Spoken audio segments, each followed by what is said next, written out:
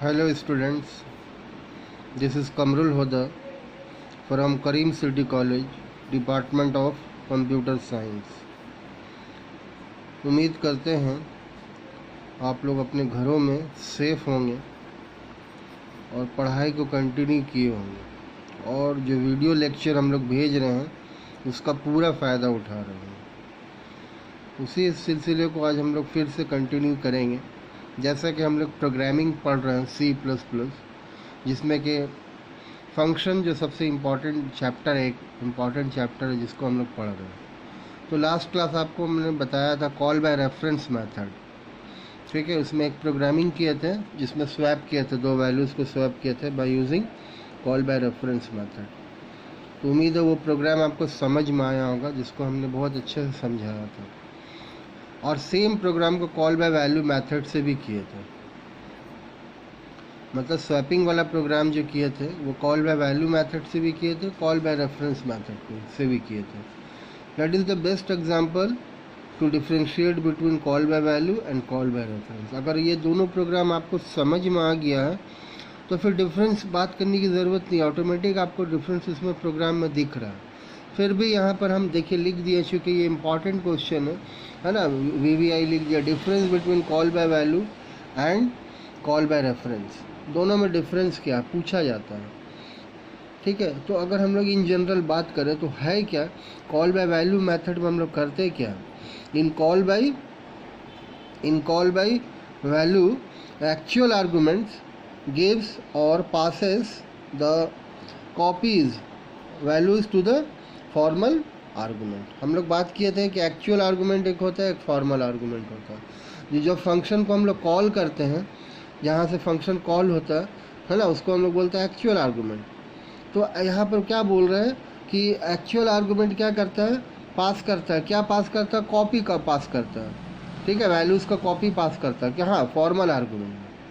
और आगे बोल रहा है if the changes is done in the formal arguments. अब अगर मान लो कॉपी दे दिया फॉर्मल में, अब अगर फॉर्मल में कुछ चेंज होता है, ठीक है, the same does not affect actual argument, वो इफेक्ट जो है वो एक्चुअल आर्गुमेंट में नहीं होगा। मतलब ये है कहने का मतलब कि चूँकि कॉपी दिया एक्चुअल आर्गुमेंट से वैल्यू कॉपी होता है फॉर्मल आर्गुमेंट में, चूँकि कॉपी जा रहा है। अब अगर उस कॉपी को फॉर्मल आर्गुमेंट अगर कुछ चेंज करता है, जैसे स्वैपिंग में हम लोग क्या कर रहे हैं, है ना, एक वेरिएबल का वैल्यू ए का वैल्यू बी में ले जा रहा है, बी का वैल्यू ए में ले जा रहा है, मतलब क्या चेंज हो रहा है, तो उसका इफेक्ट एक्चुअल में नहीं होगा, ठीक है। In the same way call by reference method में क्या बोल रहा है, इन कॉल बाय रेफरेंस मेथड में बोल रहा है, on the other hand in call by reference method, ठीक है, द रेफरेंस इज क्रिएटेड। देखिए यहाँ पर रेफरेंस क्रिएट हो रहा है किसके बीच में, between the actual arguments and the formal arguments. Actual arguments और फॉर्मल आर्गुमेंट्स को हम लोग पैरामीटर के भी नाम से जानते हैं, ठीक है। तो ये दोनों के बीच में क्या क्रिएट हो रहा है, ये रेफरेंस क्रिएट हो रहा है। That means both are same, दोनों वेरिएबल सेम हो जा रहा है। लास्ट हम रेफरेंस वेरिएबल भी आपको बताए थे। और आगे क्या बोल रहा है, and if the changes is done in the formal argument, अगर कुछ चेंज किया जाता है फॉर्मल आर्गुमेंट में, जैसे मान लो स्वैपिंग वाला प्रोग्राम है, तो चेंज करेंगे, ए का वैल्यू बी में ले जाएंगे, बी का वैल्यू ए में ले जाएंगे। तो बोलता वही है कि अगर फॉर्मल आर्गुमेंट में कुछ चेंज होता है, the same effects in actual argument, ठीक है। तो अगर फॉर्मल में अगर हम चेंज करेंगे तो इसका इफेक्ट एक्चुअल में होगा, एंड वाइस वर्सा का मतलब हो रहा है कि अगर एक्चुअल में कुछ चेंज करेंगे it will effect formal argument. जैसे यहाँ पर देखिए ये बेस्ट एग्जांपल है कॉल बाय वैल्यू का, ये आपको लिखे हैं, इसको आप ग्राफिकली आपको दिखा रहे हैं कैसे क्या हो रहा है। वो जो प्रोग्राम किए थे जिसमें स्वैपिंग किए थे, तो जैसे एक्स और वाई मेरा क्या है, एक्चुअल आर्गुमेंट है, और ए और बी मेरा क्या है, फॉर्मल आर्गुमेंट है। कॉल बाय वैल्यू की बात कर रहे हैं, तो जब हम लोग कॉल कर रहे हैं तो ये मेरा एक्चुअल से वैल्यू कॉपी हो रहा है कहाँ पर, फॉर्मल में, ठीक है। तो एक्स कॉपी दे रहा है ए को, देखिए यहाँ पर लिख दिया कॉपी, फोटो कॉपी। तो अगर एक्स में 2 है तो ए में भी 2 आ गया, अगर वाई में 3 है तो बी में भी 3 आ गया। अब अगर इधर फॉर्मल में चेंज हो रहा है, क्योंकि स्वैपिंग वाला प्रोग्राम है, तो ए का वैल्यू को बी में ले जाना है, बी का वैल्यू को ए में ले जाना है। ये तो कोडिंग आपको मालूम है, एक थर्ड वेरिएबल का हेल्प से हम लोग करते हैं। तो ए का है ना, ए का वैल्यू बी में आ गया, ए बी में 2 था तो वो ए में ए का वैल्यू देखिए ए में 2 था वो बी में आ गया, और बी में 3 था वो कहाँ आ गया, ए में। मतलब इधर चेंज हो गया। किधर चेंज हुआ, फॉर्मल में। लेकिन फॉर्मल में चेंज तो हुआ है, लेकिन आप देख सकते हो कि एक्चुअल का वैल्यू एज इट इज़ है, इसमें कोई चेंज नहीं हुआ। ठीक है। ऑन द अदर हैंड अगर आप कॉल बाय रेफरेंस में देखोगे तो इसमें भी क्या है, मेरा एक्स और वाई मेरा एक्चुअल आर्गूमेंट है, और ए और बी मेरा क्या है, फॉर्मल आर्गूमेंट है। तो यहाँ पर क्या हो रहा है, एक्चुअल से वैल्यू कॉपी नहीं हो रहा, ये रेफरेंस क्रिएट हो रहा between actual argument and formal argument. ये मेरा एक्स एक्चुअल आर्गूमेंट है, ये मेरा फॉर्मल आर्गूमेंट है। तो यहाँ पर ये आपस में रेफरेंस क्रिएट हो रहा है। रेफरेंस आपको बता चुके हैं, reference is nothing but both are same having different name. दोनों वेरिएबल सेम हो गया, नाम दोनों का अलग अलग है ना। उसी तरह से y का रेफरेंस क्रिएट हो रहा b।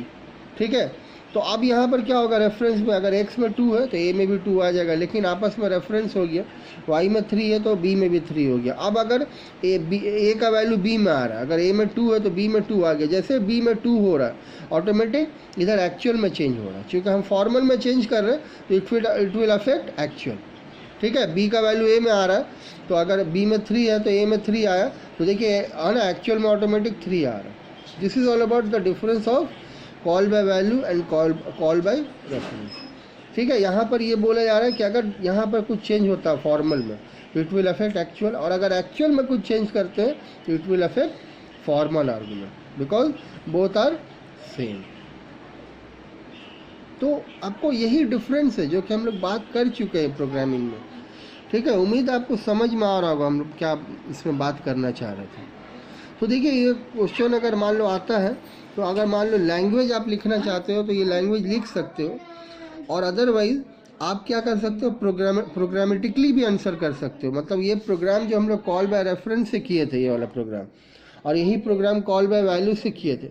आप क्या करो, अगर आप प्रोग्राम लिख दो, सेम प्रोग्राम है ना, वो स्वैपिंग वाला प्रोग्राम कॉल बाय वैल्यू से और कॉल बाय रेफरेंस से, और ये वाला दिखा दो फिगर में, तब भी आपका आंसर हो जाएगा।